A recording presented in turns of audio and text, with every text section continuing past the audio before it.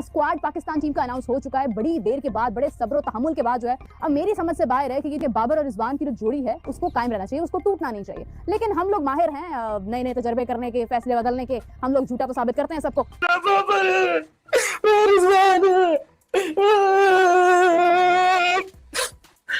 बबरो और white lipstick भाई लोगों दोनों को लपेट दिया गया है। मेरे से ये मत पूछना पाकिस्तान ने क्या स्कोर अनाउंस किया है, घंटा फर्क नहीं पड़ता उससे। लेकिन खबर ये है कि बबरो और व्हाइट लिपस्टिक दोनों को एशिया कप से ड्रॉप कर दिया गया भाई लोगों। ट्राई सीरीज भी होने वाली थी, उससे भी ड्रॉप कर दिया है। 2 महीने बाद नहीं, 6 महीने बाद ये दोनों बाबर और रिजवान ये दोनों पाकिस्तान टीम में वापस आएंगे, ये मेरी बात लिख लें। दूसरी चीज, एशिया कप के लिए भी ये टीम अनाउंस हुई।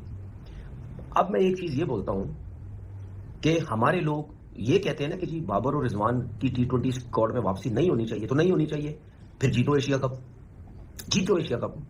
फिर मैं भी बोलूंगा इनफैक्ट ये किसी भी टीम को हरा सकता है और टीम इंडिया के अगेंस्ट जो मैच होगा वो बड़ा मैच होगा, उसका प्रेशर अलग होता है। तो देयर इज अ पॉसिबिलिटी कि हम इस स्क्वाड के बलबूते पर टीम इंडिया को हरा दें। यार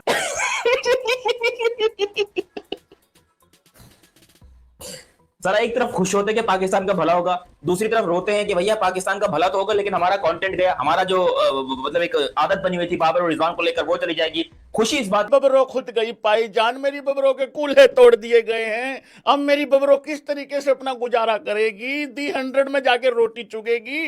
लेकिन पाकिस्तान की जो हारने की सारी उम्मीदें थी वो भिखारियों ने आज सारी की सारी दूर कर दी भाई लोगों, खत्म कर दी। अब क्या होगा यूएई का, क्या होगा ओमान का, भाई उनकी तो जीतने की उम्मीदें खत्म हो गई है ना। सब्सक्राइब करिए न्यूज़ हाइलाइट फर्स्ट चैनल को और बेल आइकॉन को दबाना मत भूलिएगा। पाकिस्तान का एशिया कप का स्क्वाड आ चुका है। माइक हेसन और आकिब जावेद ने बैक किया है कि बाबर और रिजवान को हमने जो निकाला है वो बिल्कुल ठीक निकाला है। हम क्यों उनको T20 फॉर्मेट में नहीं देखना चाह रहे या क्या वजूहात हैं। काफी ज्यादा जोर बाबर रिजवान के ऊपर इस वजह से, जाहिर सी बात है मैं उनकी क्रिकेट के खेलने के तरीके को पसंद करूं ना करूं, but it remains for a fact कि बाबर रिजवान पाकिस्तान क्रिकेट का, करंट क्रिकेट का सबसे बड़ा नाम है। तो जाहिर सी बात है हेडलाइंस भी उन्हीं के ऊपर बनेंगी कि वो लोग एशिया कप में मौजूद नहीं है। हालांकि अगर आप आकिब जावेद और माइक हेसन की प्रेस कॉन्फ्रेंस को तहम्मुल से सुने, पेशेंस से सुने, तो एक कैटेगोरिक आपको बड़ी एक रेफरेंस मिल जाता है उनकी कन्वर्सेशन के अंदर, उनके जवाबात के अंदर, कि वो बाबर और रिजवान के ऊपर इसलिए ज्यादा कंसर्न नहीं है क्योंकि उन्होंने पहले से फैसला किया हुआ था। ये जो बाबर रिजवान की हेडलाइन आज बनी है ना, it all goes back to all those people जिन्होंने वेस्ट इंडीज की ओडीआई शुरू होने से पहले एक ख्वाब सजा लिए थे। लोगों ने कैटेगोरिकली, और बड़े पाकिस्तान के कुछ नाम है जर्नलिज्म में, उन्होंने बोला जी माइक हेसन मोहम्मद रिजवान से हारिस से नाराज हैं और रिजवान को उन्होंने गो अहेड दे दिया है। फिर एक फ्लोरिडा में एक तस्वीर आई, मोहसिन नकवी बाबर आजम साथ बैठे हुए थे और उसके बाद एक तूफान बर्पा हो गया कि जी बाबर और रिजवान की वापसी। अब आपने खुद से उम्मीदें मान ली और और हेसन और आकिब जावेद आपकी उम्मीदों पे पूरा नहीं उतरे। सो एक नेक्स्ट लेवल स्टुपिडिटी रिएक्शन इस वक्त पाकिस्तानी क्रिकेट सोशल मीडिया पे दिख रहा है, again from a very specific section और फैंस के जी ज्यादती कर दी, इंसल्ट कर दी, बेइज्जती कर दी, बाबर रिजवान रिटायर हो जाए। What a next level stupidity.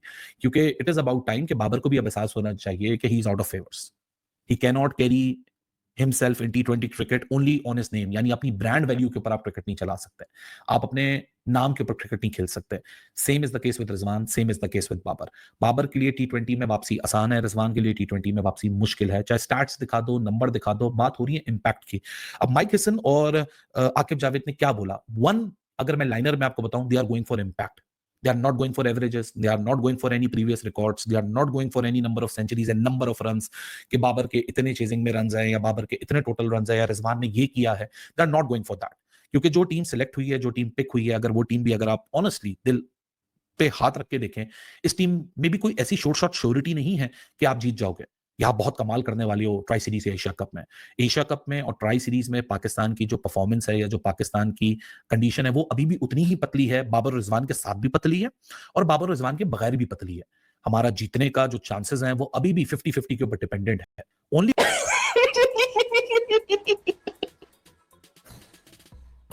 जरा एक तरफ खुश होते हैं कि पाकिस्तान का भला होगा, दूसरी तरफ रोते हैं कि भैया पाकिस्तान का भला तो होगा लेकिन हमारा कंटेंट गया, हमारा जो मतलब एक आदत बनी हुई थी बाबर और रिजवान को लेकर वो चली जाएगी। खुशी इस बात की कि पाकिस्तान का कुछ भला हो जाएगा।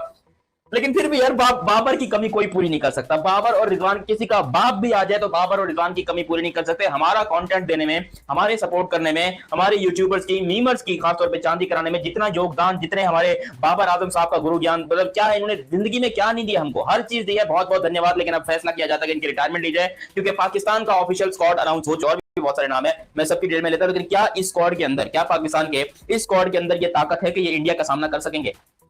सीधी बात बताऊं, मुझे ये पाकिस्तान का ए स्क्वाड लग रहा है। ए टीम होती है ना, मुझे वो लग रही है यार। एक जमाना था हमारे पास प्लेयर्स की भरमार होती थी, शुएब मलिक, मोहम्मद हफीज, बाबर आजम, सरफराज अहमद, ऐसा स्क्वाड था हमारा। हम टी20 के नंबर 1 टीम थे ऑलमोस्ट 2 साल तक। बाबर आजम टी20 के नंबर 1 बैट्समैन थे ऑलमोस्ट 2 साल तक। लेकिन यहाँ पर जो हम ये स्क्वाड लेकर जा रहे हैं यार, ये तो मुझे सारे के सारे बच्चे लग रहे हैं। फर्ज करो कि भाई साइम अयूब और साइद अफरान ओपनिंग कर रहे हैं, 1 डाउन पे फखर जमान आ रहे हैं, 2 डाउन के ऊपर आपके सलमान अली आगा, 3 डाउन के ऊपर मोहम्मद हारिस, 4 डाउन के ऊपर खुर्शीद शाह आएंगे, या फिर आप नवाज को लेकर आओगे, या फिर आप हसन नवाज को लेकर आओगे। तो बड़ी अजीबोगरीब सी सिचुएशन बन चुकी है पाकिस्तान की। टोटली एक नई टीम दिख रही है, ऐसा लग रहा है कि ये पाकिस्तान की ए साइड है, ए साइड दिख रही है। बट स्टिल देर है दुरुस्त है, जो भी अब बाबर रिजवान की छुट्टी हुई है, जिसके बारे में अगली वीडियो में बात करने लगा हूं। लेकिन अभी तक आपने चैनल सब्सक्राइब नहीं किया। मेरी बबरो खुद गई पाई जान, मेरी बबरो के कूल्हे तोड़ दिए गए हैं। अब मेरी बबरो किस तरीके से अपना गुजारा करेगी? दी 100 में जाके रोटी चुगेगी। लेकिन पाकिस्तान की जो हारने की सारी उम्मीदें थी, वो भिखारियों ने आज सारी की सारी दूर कर दी भाई, लोगों खत्म कर दी। अब क्या होगा यूएई का, क्या होगा ओमान का? भाई उनकी तो जीतने की उम्मीदें खत्म हो गई है ना। अरे अकेला बबरो को ड्रॉप करना था, कर देते। साथ में व्हाइट लिपस्टिक भी लपेट दी। शर्म नहीं आई तुम लोगों को? पाकिस्तान क्रिकेट बोर्ड, अबे इसको क्रिकेट बोर्ड बोलते हैं। तुमको इतना ख्याल नहीं है कि यूएई का और ओमान का हौसला कौन बढ़ाएगा? अब मैं आज दावे के साथ बोल सकता हूं भाई लोगों, पाकिस्तान ने 2 सबसे बड़े मैच विनर्स को ड्रॉप किया गया है आज पाकिस्तान के द्वारा। मैं क्या, लेट्स लव गाइज। बाबर को इंप्रूव करने के लिए कहा गया है मेरी बबरों को स्ट्राइक रेट, और इनके कप्तान का स्ट्राइक रेट पता है तुम लोगों को? जो भिखारियों ने बनाया नया कप्तान सलमान आगा सलमान जो भी है, 115.8। चलो 116 कर लो, उसमें भी कुछ ज्यादा अच्छा साउंड आ नहीं रहा है। 116 के स्ट्राइक रेट का, वो भी मैं करके बता रहा हूं, 115.8 का है। हद हो गई यार भाई यार। एक बात बताऊं मैं, इसको यूएई में ले जाते, वहां पे ये कामयाब हो जाता। अबे देखो, इंडिया से तो तुमने वैसे भी नहीं जीतना है, और वैसे भी मैं तो भाई 14 सितंबर को छुट्टी पे हूं। चलो भाई देख लेना जैसे जो होगा, लेकिन मैं वैसे कह रहा हूं इन जनरल, इंडिया से तुमने वैसे भी नहीं जीतना, चाहे जो मर्जी ले जाओ। अबे कम से कम ईमान कह रहा हूं, कम से कम ओमान और यूएई से तो जीत जाते। मेरी बबरो अपने अपना जुगाड़ कर लेती 50-60 रन बनाने का, वो भी जाता रहा भाई लोगों। डी राइसी मेरे साथ जाती हुई है। आप एक बात बताइए बरखुदार, मैं आपसे रूबरू होना चाह रहा हूं। देखिए मेरी परफॉर्मेंस से ये लोग मुतमिन नहीं हो रहे हैं। एक हाथ कूल्हे पर रख के बात कर रहा हूं, मेरा कूल्हा तोड़ा गया है भाईजान जी। देखिए पहले तो सबसे मेरे को ड्रॉप कर दिया गया है टी20 से। हाँ जी, आप खुद बताइए बरखुदार, मैं कोशिश तो कर रहा था ना। मैंने इंडिया को 2021 में हराया तो था ना। अच्छा, उसी के चक्कर में अभी तक खेल गया हूं।